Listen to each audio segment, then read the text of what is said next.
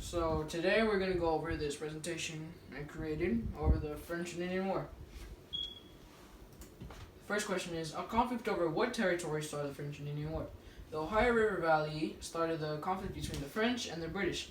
Both wanted to settle there and expand their territory there. Both sides considered that piece of North America to be theirs.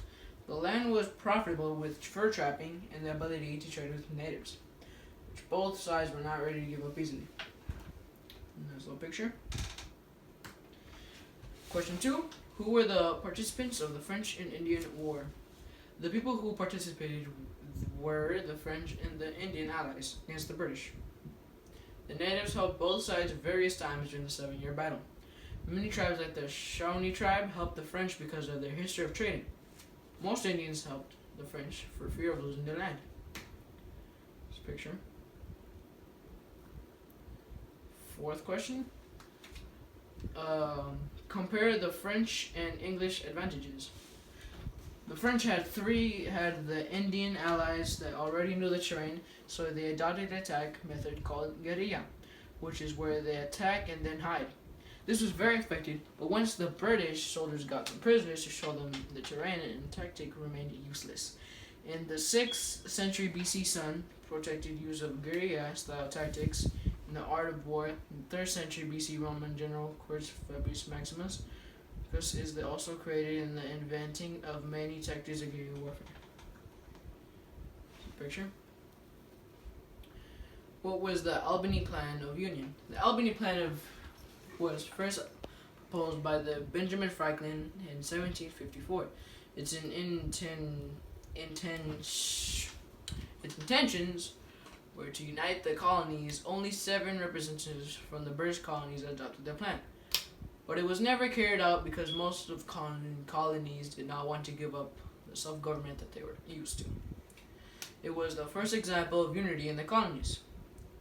The desire for power in the colonies turns out to be the recurring problem in the colonies' journey to move forward. The picture of the Albany Plan. Last question, I think. What were the results of the French and Indian War? The results of the French and Indian War were with the Treaty of Paris. The French gave us its territory to the British. The land they gained included the east of the Mississippi, including New Orleans, and the environs, the West Indian Islands, and the Grenada, Saint Vincent, the Dominica, and Tobago, and all French conquests made since 1749 in the Indian when the East Indies. After the war, they decided to get rid of all of the Indians. So, picture. This is the last question. What is the Proclamation of 1763 and how did it affect colonists?